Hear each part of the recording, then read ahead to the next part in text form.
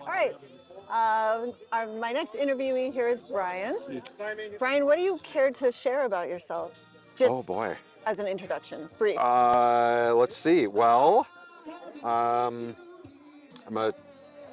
I guess still you're always a dad. So when you have your parents, so a single dad of now a 22-year-old, um, and moved to California 3 years ago, and yeah, I'm excited just to have questions asked. I'll answer anything. Okay.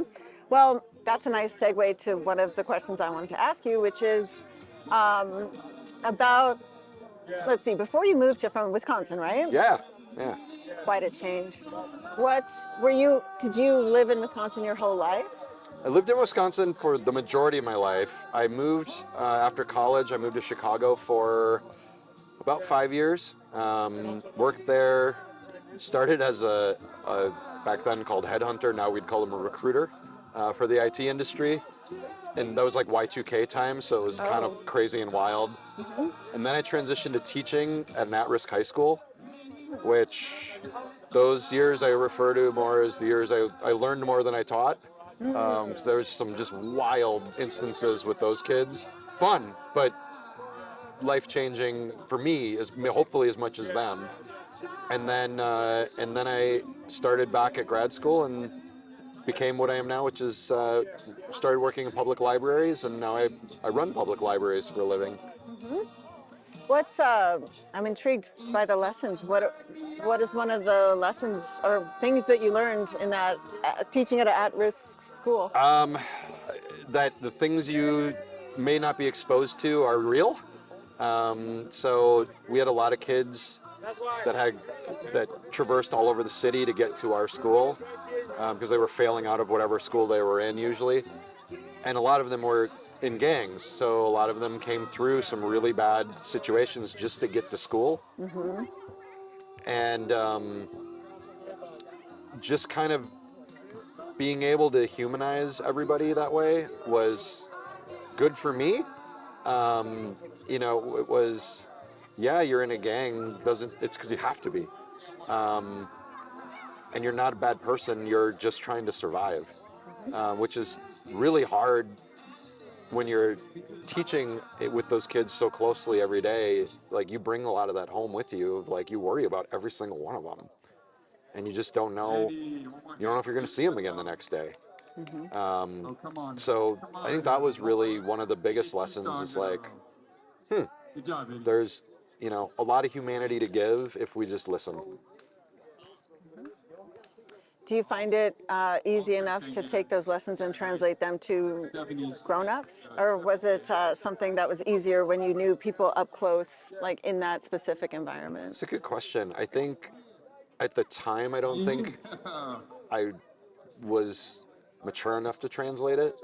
But since then, definitely, like, you just learn as you grow up, you go through life and you have your own challenges, that everybody's going through something. And looking back on that, then it's a lot easier to look at those kids and say, like, okay, well, what were their parents going through? Were their parents even in the picture?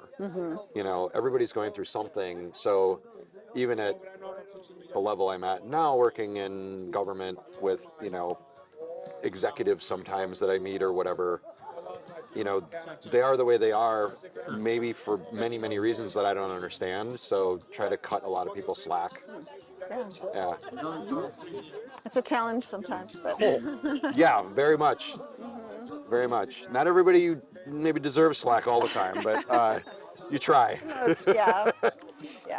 What coming from Wisconsin now, I know that generally speaking, California gets a bad rap in a lot of places, and sometimes when I travel to other places, I understand some of what's different and why it's more appealing to people. The way people are in other places. So I'm curious, like, moving here for the first time so recently, how have Californians been exactly what you expected and heard, and how have they been totally different than what you expected and heard? So Californians or California? Both, I guess, Both? whichever Okay. you want to answer. It's been fun. I've absolutely loved that question because it does. It's like every day I still bump into something where I'm like, yep, that seems right, or like, huh, didn't expect it. So, I mean, I knew enough beforehand moving to the Bay Area that the Bay Area weather isn't California weather. That's like all. I mean, it's sun most of the time, but it's like it gets chillier here. It's not bathing suits all the time. It's not, it's not Southern California. Okay, and is that what people perceive? That is what people perceive. Okay. Yeah. I think the other one, the big one that people perceive outside of California that was a big eye opener was, in some cases it's true. It's like, oh, it's very liberal. It's, all those things, which I think is very true. But then there's these other pieces. So I work in San Leandro, and learning San Leandro's past was very eye-opening. So I didn't realize it was a sundown town until it was sundown town into the 1970s. Can you please explain what that means? Yeah. So sundown town was a place where if you were not white, you were not welcome after sundown. And you would literally be chased out of town. So it was a very, very, very racist place, just right next to Oakland, which wild. And even into the 1990s, there was structurally built, policy-wise, to discourage people who are not white to live there. Wow. And so that changed over in the 90s. And so that was eye-opening to be like, California?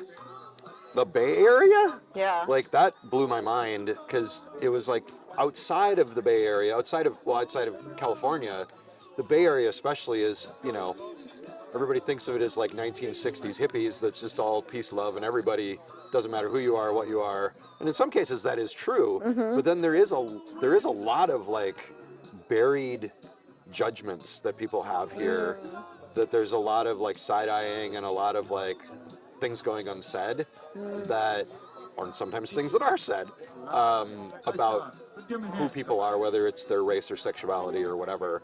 I think it's definitely still far, far, far more liberal and far more accepting than that piece of it.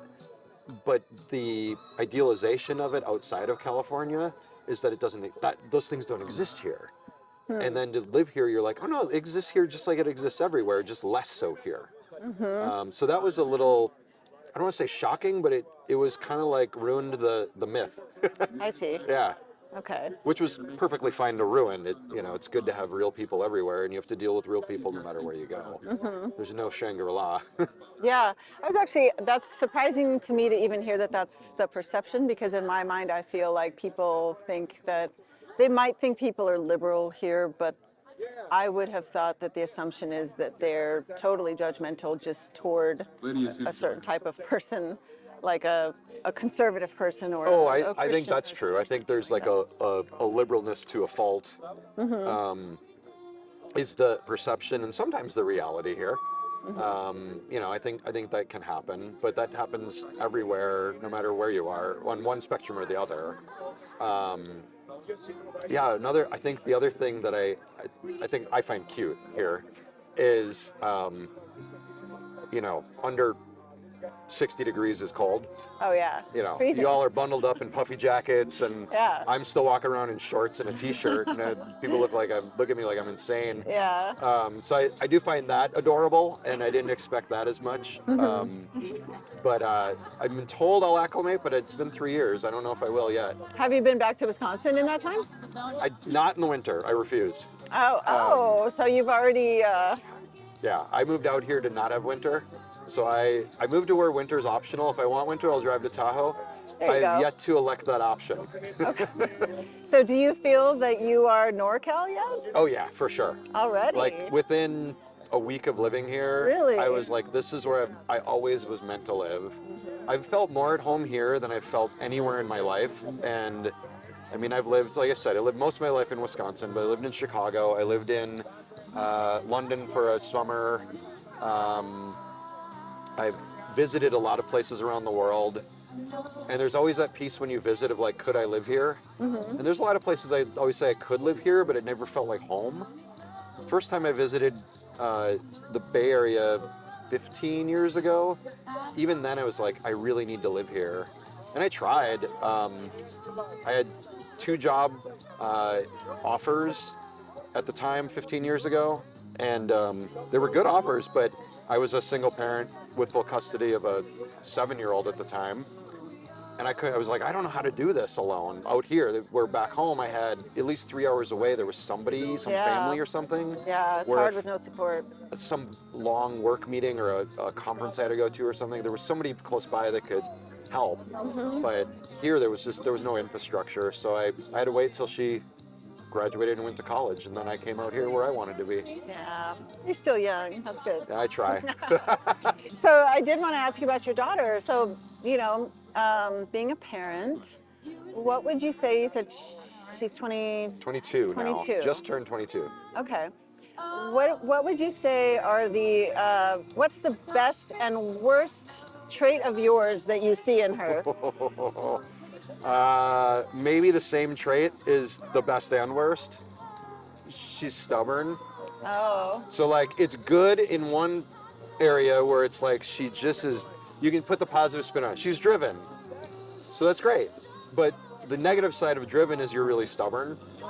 So she needs to learn lessons the hard way. And sometimes I can be the same way. I've learned more as an adult to stop doing that, and I think I'm better at it now. But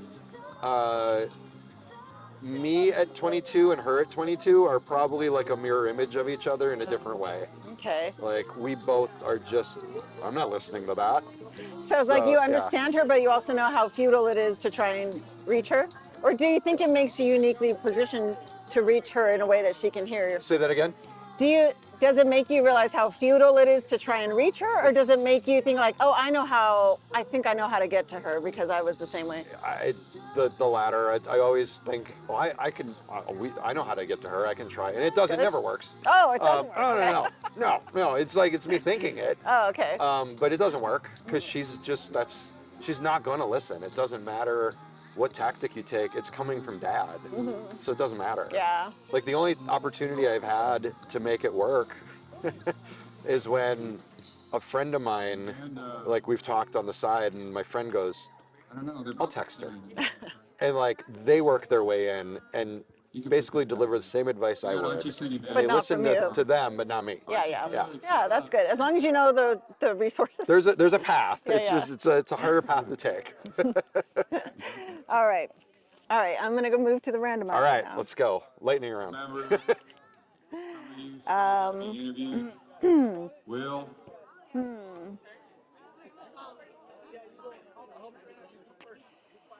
Do you subscribe to the notion of having a life's purpose? And if so, Ooh. have you discovered yours? Ooh, that's a good question.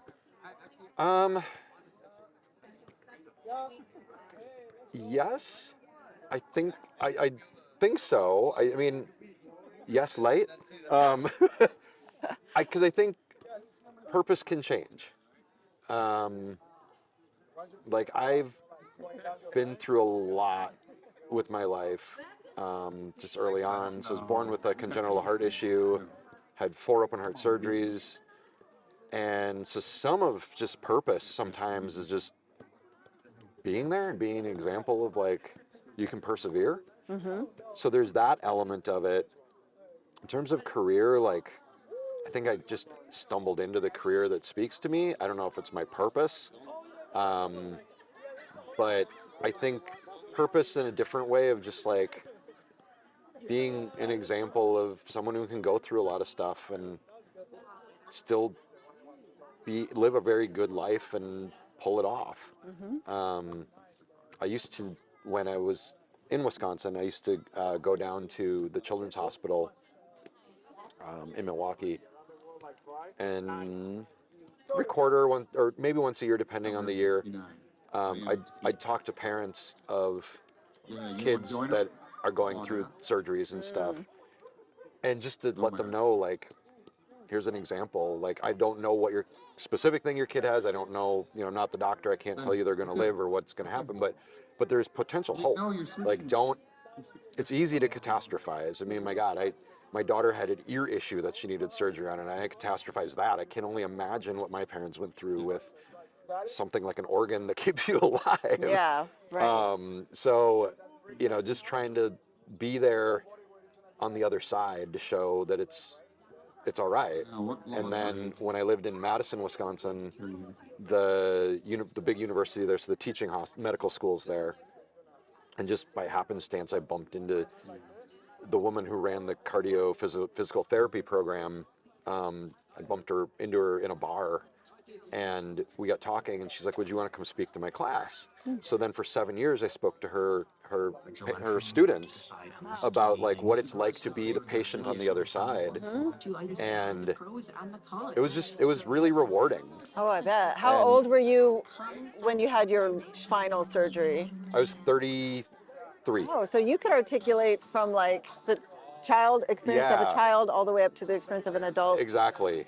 Yeah, and when I started talking to the students at the school, at the physical therapy school, that was right after the last surgery. So it was just weird happenstance. I bump into this person like 4 months after having my last surgery, and we got talking, and she was like, "Oh, it'd be really. I always have guest speakers. It'd be great if you came." Yeah. And so it was a hit, and so she just kept having me back year after year after year. Yeah. And I love doing it. Every year I'd get a card from the class, and like every year there'd be something in it where I would like well up because it was just so meaningful for them to hear. That's a pretty good So purpose. yeah, so there's that purpose. Sometimes you don't know what it is. It's just you don't even know you're doing it. I think there is a purpose for all of us. Sometimes we just don't even know when it or what it is, but we all have an impact on everyone else around us. I heard this distinction pretty recently that was saying that the difference between meaning and purpose, and like meaning is something that you derive in looking back on things that you've done and that they gave you meaning in life. Yeah. Purpose is something that's like forward looking and like this is what I'm Like you this give is, others? This is what drives me. Yeah, This is okay. what drives my Yeah. actions and my But sounds like that was maybe both. Yeah, I For think a so. And it really shapes just how I live. I think I try anyways. Like I had to deal with mortality at a really young age, so it's always been like I'm always yes. You want to go do that? Yes. Yeah. As long as it's not going to endanger my life, it's a yes. You know. Yeah, that's great. You want to go to Japan? Yes. You want to try to eat that? Yes. Like. That's a great way to be. We never know. Yeah. You never know when it's the last yes. Exactly. Exactly. Thank you. Thank you. It was fun. That's a nice little teaser for today. Perfect. Thank you. you. Appreciate your time.